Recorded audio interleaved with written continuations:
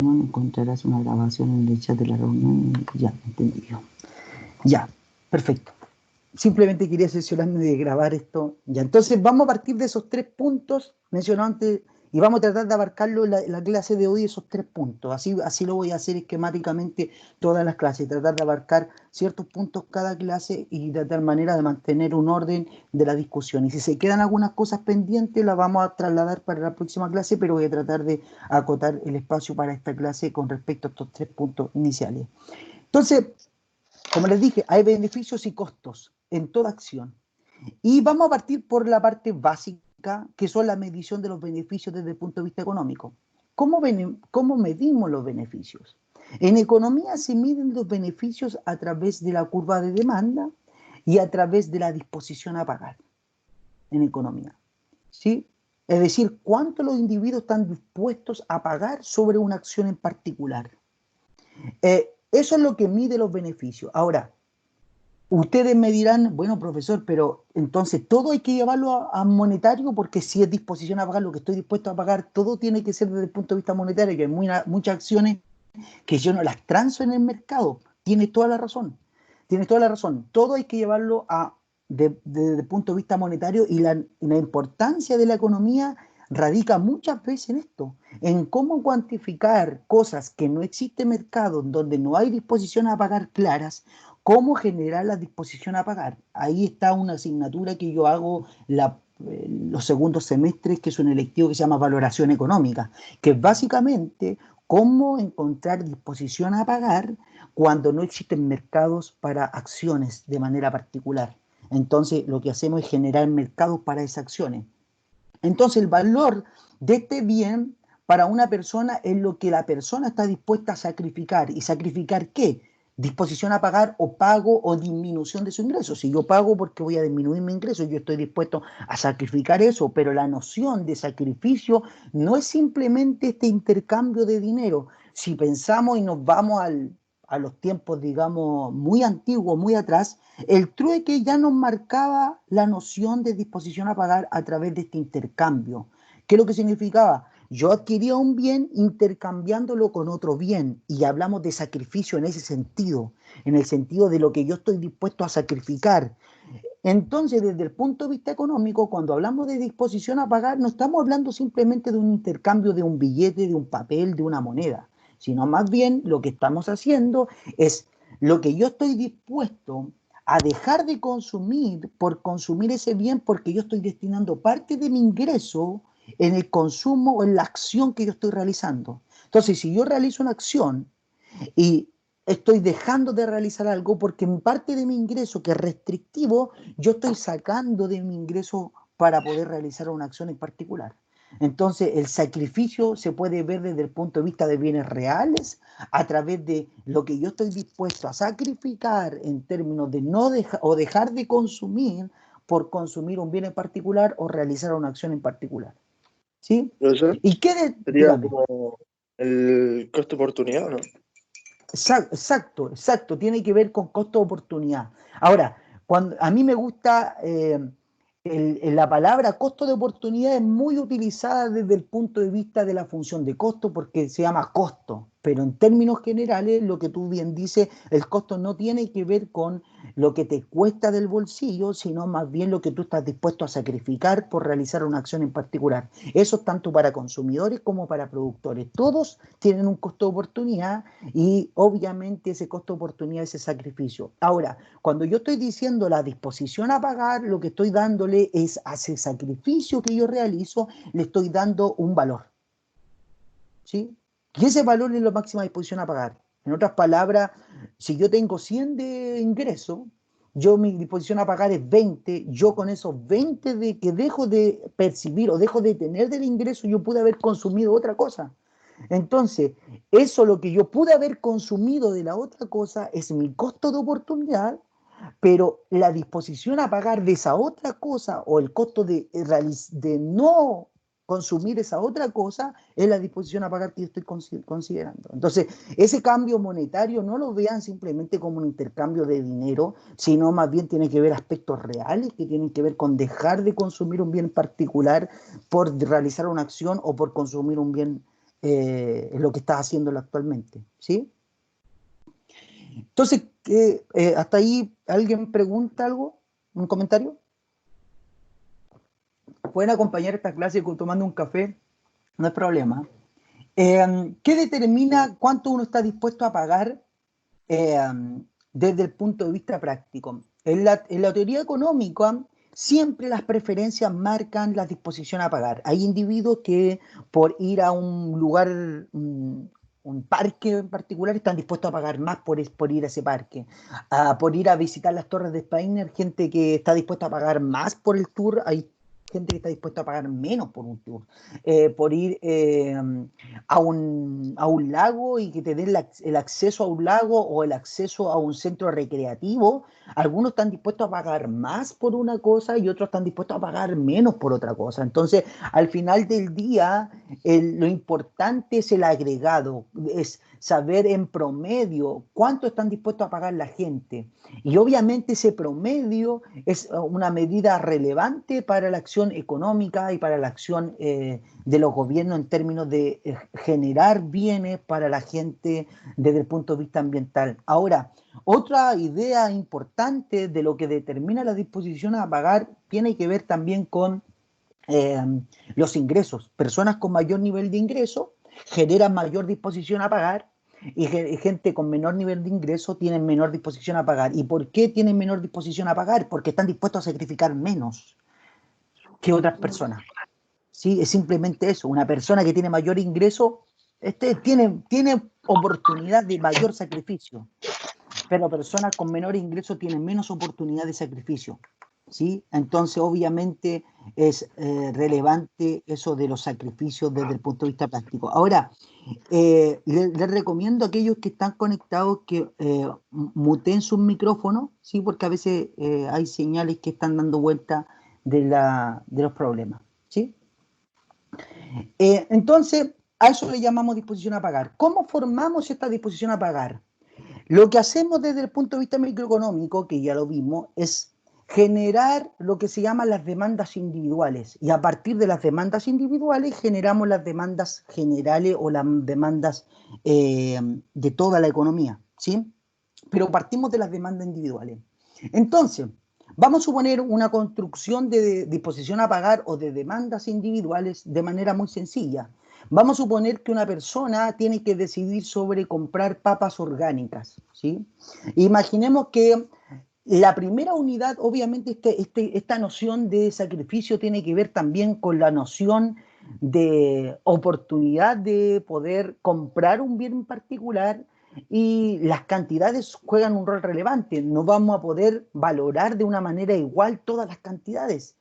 Obviamente usted entra en el supermercado y los kilos de papas a todos se le cobra el mismo valor, pero el precio no es lo mismo que la disposición a pagar, ¿sí? Entonces hay que sacarse de la cabeza que el precio determina disposición a pagar. El precio es simplemente una unidad de equilibrio de mercado que discrimina entre los que están dispuestos a pagar más y los que no están dispuestos a pagar más, o los que no están dispuestos a pagar ese valor en particular del precio. Entonces, desde el punto de vista de poder construir esta función de disposición a pagar que determinan el valor de un bien en particular, podemos suponer lo siguiente: podemos suponer que el individuo está dispuesto a las primeras unidades una disposición a pagar más alta que a las últimas unidades o las unidades del bien, en cuanto a cada vez va disminuyendo la demanda de un bien a medida, o mejor dicho, su disposición a pagar es más baja a medida que aumenta la cantidad de bienes que éste tiene. ¿Por qué? Porque obviamente esta noción de escasez relativa disminuye. La primera unidad de un bien en particular, de pasar de no tener nada a tener la primera unidad, es un impacto de escasez alto. Es decir, yo no tenía nada y ahora me van a dar 1 kilo de papa orgánica o 1 libra de papa orgánica y yo estoy dispuesto a pagar un valor alto por esa primera unidad. Pero la pregunta es, si me ofrecen la segunda unidad, ¿estoy dispuesto a pagar lo mismo que la anterior? Lo que sí sé, no voy a pagar más. Puedo pagar lo mismo o estoy dispuesto a pagar lo mismo que la segunda unidad que la primera, pero lo más probable es que estoy dispuesto a pagar menos. ¿Por qué? Porque ya tengo una libra de papa orgánica y así sucesivamente. Entonces, cada vez que yo voy agregando a mi cesta de consumo una unidad adicional de un bien, esa unidad adicional es una unidad que yo estoy dispuesto a valorarla con un valor menor porque la escasez de ese bien cada vez se va haciendo menor, llegando a un punto en donde hay un punto de saturación, en donde yo no estoy dispuesto a pagar nada por una unidad adicional porque tengo suficiente y más que suficiente de un bien en particular. ¿Sí? Entonces eso hace que nuestra función de demanda tenga un comportamiento que sea de una pendiente negativa. ¿Sí? Sea una pendiente negativa. Entonces, eso es lo que demuestra básicamente o intenta mostrar este ejemplo particular de las papas orgánicas. Lo que vamos a tener unas demandas, o mejor dicho, una disposición a pagar de esta manera, como la que vemos acá. Cada unidad adicional de un bien está obviamente relacionado con una disposición a pagar cada vez menor. Y cada unidad de disposición a pagar de este bien obviamente representa una disposición a pagar marginal por ese bien. ¿Qué significa marginal? La disposición a pagar por la primera unidad es 3, acá veíamos 3,8. Pero la segunda unidad considera una disposición a pagar de 2,6. En otras palabras, la marginal de esta segunda unidad. Estoy diciendo de pasar de una unidad a la 2. Esa marginalidad representa el 2,6. Entonces es importante separar los criterios que se llaman disposición a pagar marginal versus disposición a pagar total en cuanto a la demanda de un bien. Entonces, disposición marginal a pagar significa lo que el individuo está dispuesto a pagar, pero por una unidad adicional. Entonces siempre es una unidad adicional como todo lo marginal que ustedes conocen, mientras que la disposición a pagar total es lo que el individuo estuvo dispuesto a pagar en la sumatoria de todos los marginales, en la sumatoria de todos los niveles hasta el consumo que generó. Por ejemplo, en el gráfico anterior teníamos hasta 6 unidades. La disposición a pagar total es la suma de la primera unidad más la segunda, más la tercera, más la cuarta, más la quinta, hasta llegar a la sexta. ¿Sí? Entonces, eso es la disposición total a pagar. Entonces, vamos a tener esta medida de disposición a pagar, que vamos a tener cantidades marginales por cada unidad, y vamos obviamente a generar cantidades totales de disposición a pagar que son el agregado de este problema. Ahora, esto, luego de tener la construcción individual de la disposición a pagar por cada unidad de los individuos, construimos lo que se llama la función de demanda de mercado. ¿Y qué es lo que es la función de demanda? Es la suma de obviamente todas las demandas individuales en función de cada precio que se genera en la economía de manera particular. Entonces, una construcción de una economía, de un mercado de demanda, son la sumatoria de las demandas individuales. Y esto lo veíamos en Microeconomía 1 de manera particular. Entonces, cada nivel de precio vamos a tener asignado una demanda de un bien en particular, y esa demanda de bien particular vamos a tener para cada individuo una demanda particular dado el precio, y la suma de toda esa demanda particular va a generar la demanda de mercado de manera general en la economía. Entonces, una curva de demanda individual muestra la cantidad individual, le estoy diciendo, la cantidad de un bien o servicio que la persona en cuestión demandaría dado un precio en particular. Y las curvas de demanda pueden cambiar por las preferencias, por los gustos de las personas, por los ingresos de las personas, pueden disminuir o aumentar dependiendo de ciertas características climáticas, por ejemplo, etcétera, etcétera. Para bienes ambientales quiero decirle que hay mucha dependencia de los bienes ambientales en términos de cosas climáticas, aspectos que tienen que ver con el tiempo, porque muchas actividades tienen que ver con aspectos de ocio, etcétera, etcétera. Y además pueden sufrir aumentos provocados principalmente por los ingresos de los individuos. Si los individuos aumentan sus ingresos, existe lo que se llama la curva de Kuznets, que dice que las economías con mayor nivel de ingreso tienden a centrarse en bienes ambientales y obviamente generan lo que se llama un aumento en calidad ambiental intrínseco dado el nivel de ingreso. Y lo que uno ve es una U de la curva de Kuznets, en donde los países de niveles de ingreso bajo siempre van empeorando su nivel de calidad ambiental, pero llegan a un umbral en donde ya comienza el nivel de ingreso alto o ingresos para países desarrollados, y comienza la calidad ambiental, comienza a aumentar paulatinamente. Entonces tenemos esta curva que tiene que ver con la relación ingreso y calidad ambiental. Y esto pasa en los bienes ambientales, que mayor nivel de ingreso te genera una mayor oportunidad de sacrificio para mejorar la calidad ambiental. Y obviamente tiene que ver con cosas básicas.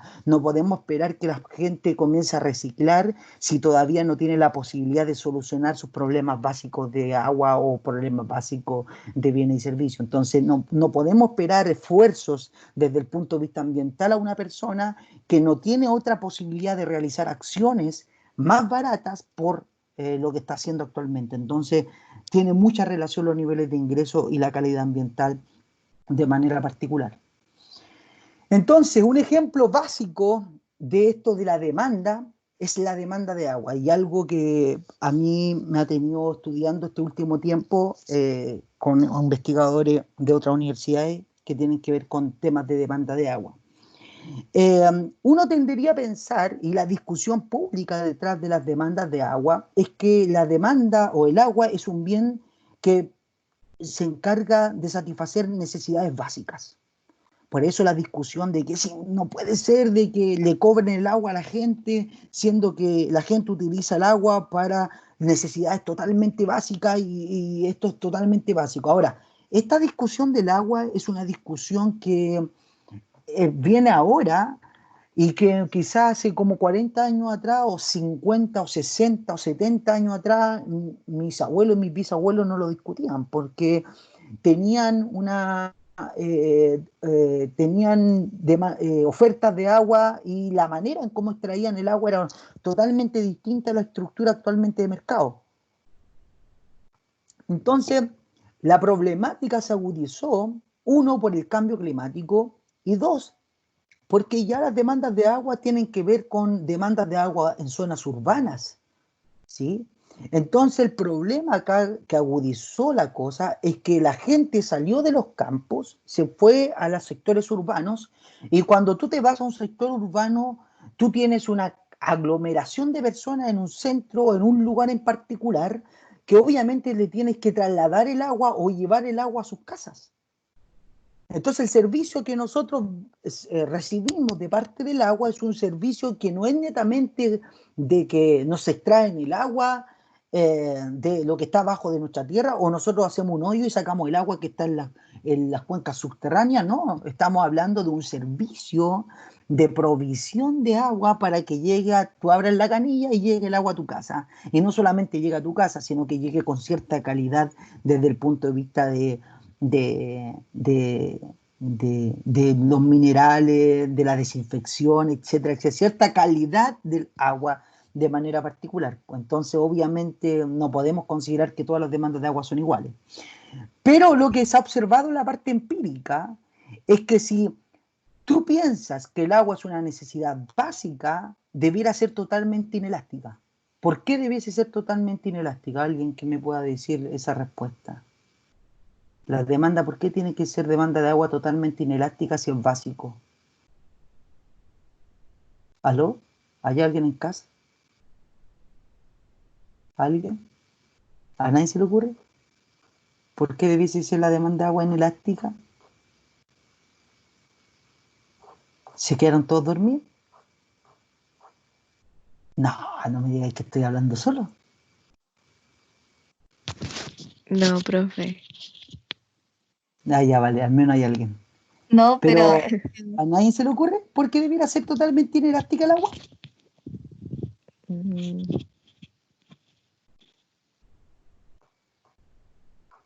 Creo que no. Porque no debería variar la cantidad por variación en el precio.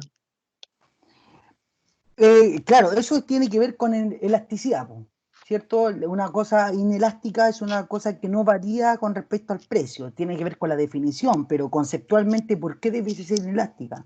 Lo que estamos Porque, pensando, dale.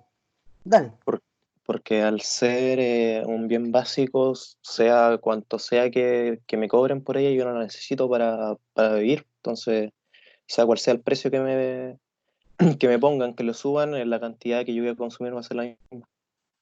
Tú lo has dicho, tú lo has dicho, así es. Si pensamos en el agua en un bien básico, desde el punto de vista económico, uno debiera observar demandas totalmente inelásticas. ¿Y qué significa totalmente inelástica? Significa lo que tú decías. Si es un bien básico, yo lo necesito para sobrevivir. Y dado esa sobrevivencia, no importa cuánto me muevan el precio, yo voy a seguir manteniendo mi demanda igual. ¿Sí? Eso es lo que uno piensa desde el punto de vista económico y eso es lo que uno pensaría dado este concepto de básico. ¿Sí? Ahora, lo que observamos en la realidad y lo que observamos en la práctica es que eso no es cierto, para nada es cierto. El agua tiene una pendiente negativa como un bien cualquiera, como si estuviésemos hablando de papas, como si estuviésemos hablando de lo que es de ropa, como si estuviésemos hablando de autos, como si estuviésemos hablando de cualquier cosa. Tiene el mismo comportamiento de todo bien que es un bien económico. Entonces, esa idea de un bien público o de un bien que tiene que ver con que tiene que ser básicamente gratis para la gente, no es una noción que la realidad y la ciencia empírica lo avala, sino más bien tiene que ser con construcciones totalmente ideológicas y totalmente filosóficas detrás del bien en particular. No tiene otras ideas esa construcción, porque desde el punto de vista empírico tiene un comportamiento igual que cualquier bien que hay en la economía. Y es porque el agua tiene muchos fines que no tienen que ver con aspectos básicos. Por ejemplo, regar el césped, por ejemplo, lavar el auto, por ejemplo, tiene que ver con la preparación de alimentos y muchas veces malgastamos el agua en la preparación de alimentos. Tiene que ver con aspectos de, muchas veces podemos hasta limpiar la casa con el agua. Hay gente que llena 4 o 5 veces la piscina en el verano o a la semana o 3 veces la piscina en el verano. Entonces, la idea detrás de que esta demanda es totalmente básica y que el agua debiera proveerse como un bien público o un bien donde no debiera cobrarle nada a nadie, es una visión totalmente ideológica. Yo conozco gente que tiene esta visión de que debiera proveerse un bien público y si tiene la oportunidad de dar vuelta a la llave, digamos, de que marca el agua, lo harían y consumirían más agua de lo que de verdad necesitan consumir desde el punto de vista del agua. Entonces, volvemos, es una discusión más ideológica que una discusión desde el punto de vista económico. ¿Sí? Porque hay muchas acciones que podemos realizar que permitirían llevar nuestra demanda a lo mínimo posible y obviamente darle la oportunidad y que dada nuestra disminución de demanda, darle la oportunidad de que lo que falte de agua, que se vaya a otros lugares y no lo hacemos. ¿Sí? Entonces ese tratamiento del agua como un bien, como casi bien público que debiera ser gratis, no es no es un tratamiento correcto. ¿Sí? Entonces, sigamos. Eh, entonces, los beneficios de que las personas obtienen de algo son iguales a las cantidades que están dispuestas a pagar por ellos. ¿Sí? Entonces, lo que yo estoy dispuesto a pagar es el beneficio que yo recibo o la valoración económica del beneficio que yo recibo de un bien en particular. La lógica detrás de esta distinción que significa que podemos usar las curvas de demanda para determinar los beneficios de las cosas o de poner varias cosas a disposición de la gente y de construir las demandas para poder saber los beneficios de parte de las personas. Un ejemplo es que imaginemos que aumenta la disposición de un bien de Q1 a Q2. No sé si está la gráfica, no está la gráfica, así que voy a hacer la gráfica de esto. Espérenme un poquitito, voy a compartir mi otra pantalla.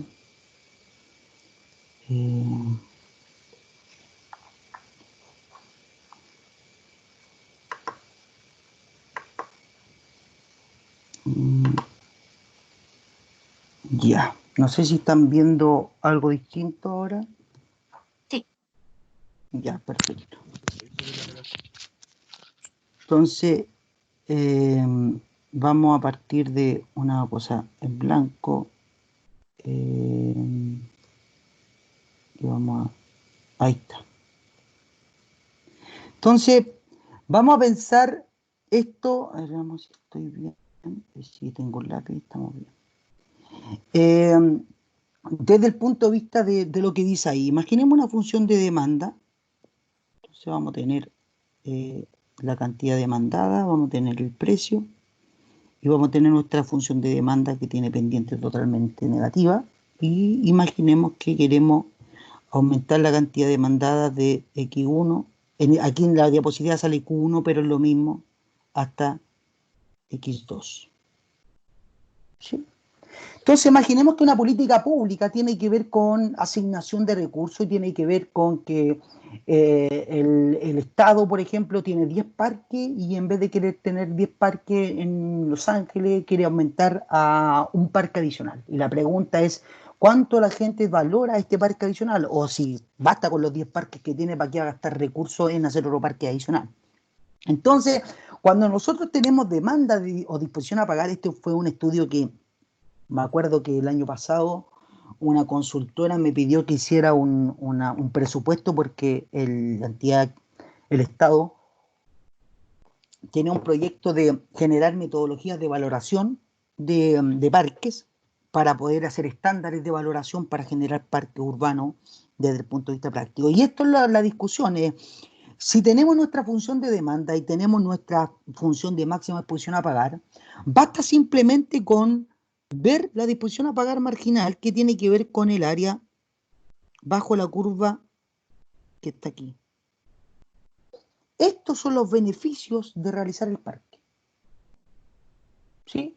Se cuantifican. ¿Cómo lo cuantificamos? Bueno, sabiendo la disposición marginal a pagar. Si sabemos el promedio de la disposición a pagar de las familias, podemos cuantificar el número de familias, podemos decir que son 1000 familias y cada familia está dispuesta a pagar 10.000 pesos por este parque, entonces 1000 por 10.000 sería como 10 millones. No he hecho la multiplicación rápida. Entonces, eso es lo que vale. ¿Por qué? Porque tenemos la cuantificación familiar.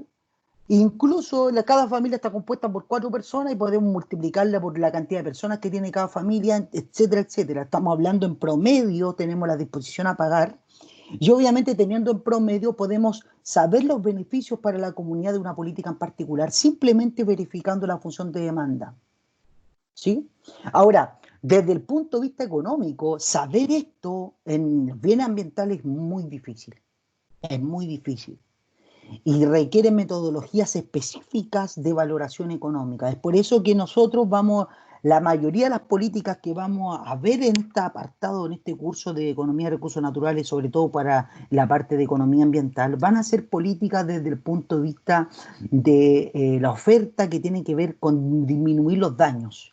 Sabemos que existen beneficios detrás de la calidad ambiental y lo que vamos a buscar son las mejores metodologías para que esos beneficios que sabemos que existen, no los tenemos cuantificados, no sabemos cuánto valen los beneficios de disminuir la contaminación, no tenemos la curva de demanda, sabemos que existe, sabemos que es importante, relevante, no tenemos esta curva de disposición a pagar. Lo único que vamos a buscar entonces es buscar resolver esta problemática sabiendo que existe esta función de demanda y vamos a buscar una manera al mínimo costo de lograr esto. No sé si se entendió eso. ¿Sí? Imaginemos que hay una acción que sabemos que tiene beneficio, no lo tenemos cuantificado, sabemos que el beneficio es importante. Lo que nosotros queremos desde el punto de vista de la política pública es lograr esa política que sabemos que existe, pero al mínimo costo, cuando no tenemos la cuantificación real del valor. ¿Sí?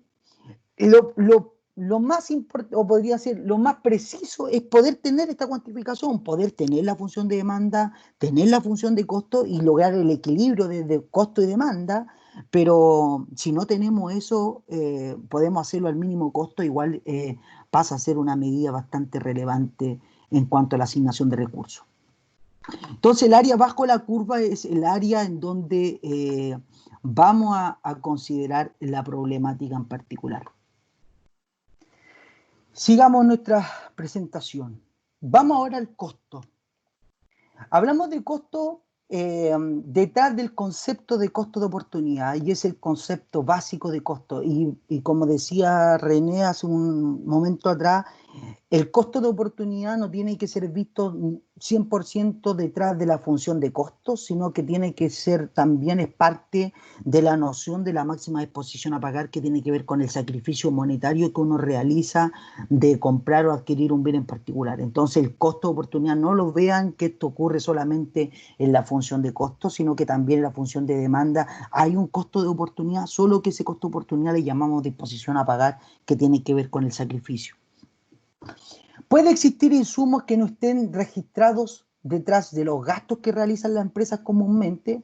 Por ejemplo, el capital empresarial no tiene registro. Por ejemplo, el dueño de la empresa, el tiempo que sacrifica el dueño de la empresa por administrar la empresa, comúnmente en los estados de resultados de la empresa, de los gastos operacionales, no aparece ahí tiempo del dueño de la empresa, solamente salen los gastos de el cobro, no sé, del alquiler, la mano de obra, las materias primas, etcétera, etcétera. Todo sale eso en el estado de resultado, y nunca hay un apartado que dice el tiempo del dueño de la propiedad de estar administrando el negocio. Entonces, hay muchos gastos desde el punto de vista contable que no están registrados, o muchos costos que no están registrados en los gastos contables, y obviamente son parte de los costos de oportunidad. Entonces, para mí, o para la política ambiental, o la política en general, para nosotros lo importante es saber todos los costos, y es por eso que el costo de oportunidad es la mejor medida para medir los costos de una acción en particular. Pensemos desde el punto de vista ambiental. A ver, comúnmente cuando hacemos comando de control, ¿a qué le llamamos comando de control? Lo vamos a ver en las clases posteriores. Hablamos de la entidad empresa que va y supervisa de que las emisiones de una empresa en particular, por ejemplo, puede ser las MPC, ¿sí? Vamos a dar ese ejemplo, que está vertiendo residuos en el río, tiene que controlar que los residuos que va generando tiene que llevar una persona que tiene que monitorear esos residuos. Imaginemos, monitorear esos residuos. La política económica en términos de costos, la empresa va a tener los costos que tienen que ver con la reducción de la contaminación, y eso van a ser sus costos, pero la política en general va a tener otros costos. ¿Por qué? Porque necesitamos pagarle a una persona que vaya a ver esos residuos. Entonces la política no va a ver, no tiene que ver netamente con costos registrados detrás de una empresa, sino tiene que ver con todos los costos asociados en la política, y eso juega un rol a veces muy relevante. ¿Por qué? Porque años anteriores, 30, 40 años atrás, veían este problema desde el punto de vista muy sencillo, los costos que genera para la empresa una política ambiental, y cuantificaban esos los costos, pero se dieron cuenta que muchas veces los costos para cumplir la política, que tiene que ver con que el Estado esté vigilando, con que haya un organismo que esté vigilando, a veces eran más importantes que los costos de la misma política en sí. Entonces al final se dieron cuenta que no estaban mal medidos los costos de oportunidad, estaba mal medido la noción de costo, y ahora en la noción de costo nosotros estamos metiendo todo en el meollo. Entonces cuando generamos la función de costos en la política económica desde el punto de vista ambiental, estamos midiendo no solamente los costos privados, sino que también los costos de carácter social. Y eso también lo vamos a introducir en lo que es la noción de externalidad. Algo que consiste en el valor que... el costo de oportunidad de producir algo consiste en el valor máximo de otros productos que podríamos y habríamos producido si no lo hubiéramos utilizado esos recursos para producir el artículo en cuestión. Y tiene que ver con que si una empresa asigna recursos para producir un auto, esos mismos recursos los pudo haber hecho para producir otra cosa. Entonces el costo de oportunidad en lo que dejó de producir, o el máximo valor de todo lo que pudo haber producido con esos mismos recursos que utilizó. Lo mismo pasa para la autoridad pública. Si está haciendo una política ambiental de control de contaminación, el costo de oportunidad de esa política pública en la asignación de ese recurso para hacer otra política pública. Esa misma persona puede haber ayudado a el tránsito, por ejemplo.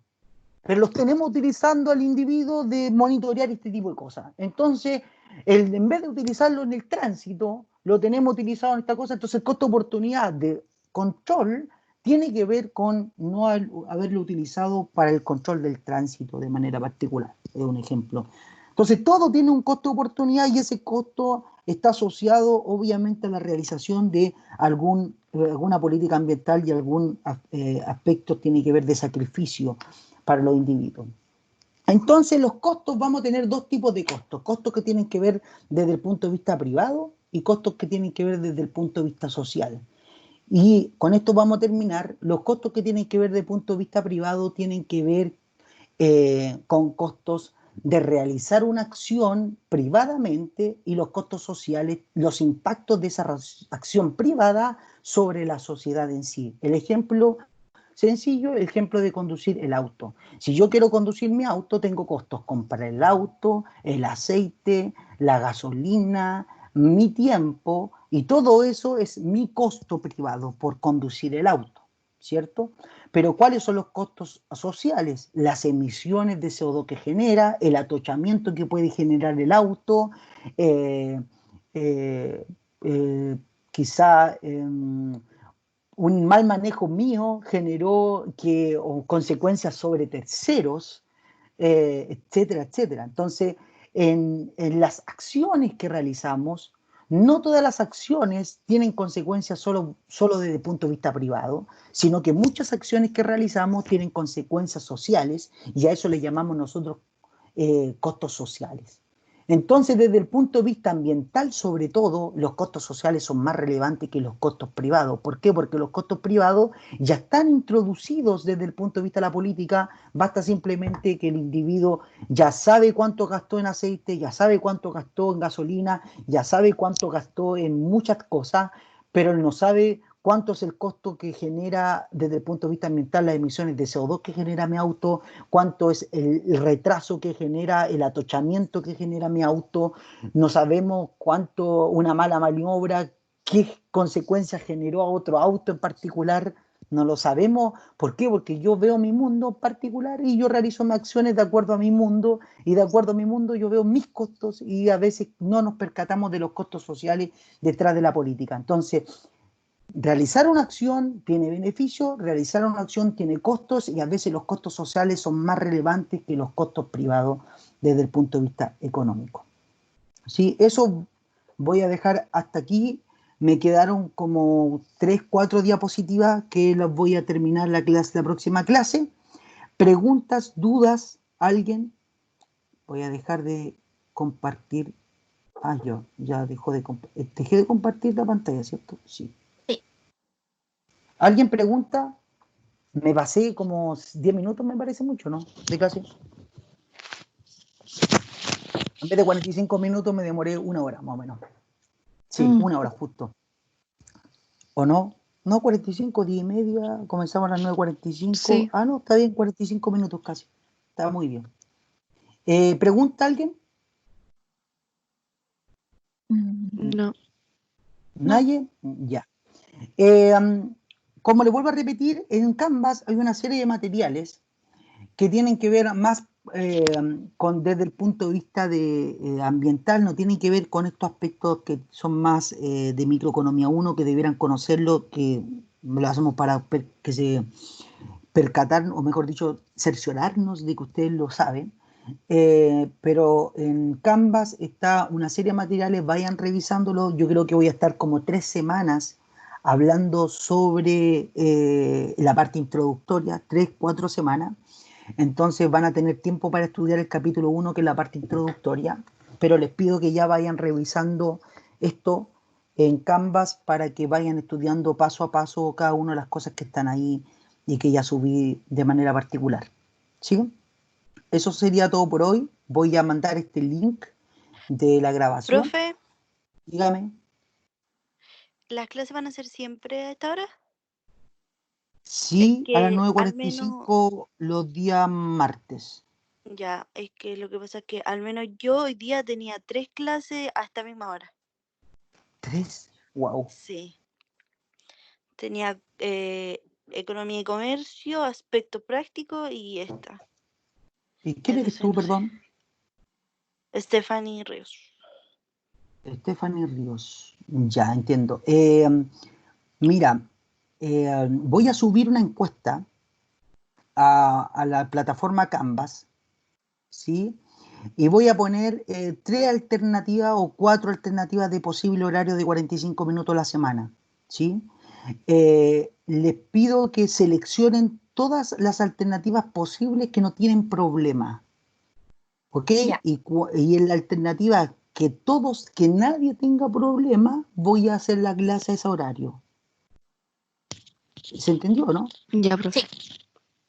Entonces, Sí. son varias alternativas que se van a subir. Entonces, ustedes seleccionan todas las posibles, todas las que, bueno, en esta no puedo, entonces no las seleccionen, en esta sí puedo, sí puedo, sí puedo, sí puedo, y detrás en donde nadie, o digamos, donde todos pueden, ahí voy a hacer la clase. Perfecto. Ya. Ya. Esperando que haya coincidencia. Voy a tratar de utilizar el calendario, el horario, perdón. El horario de clase habitual, así que voy a ir seleccionando ese tipo de cosas de tal manera de que no hayan topones en eso. Ya, ¿vale? Ya. Ya, Que profe. estén muy bien, cuídense y nos estaremos viendo la próxima semana. Chao, profe. Chao. Chao, nos vemos. Chao, profe. Chao.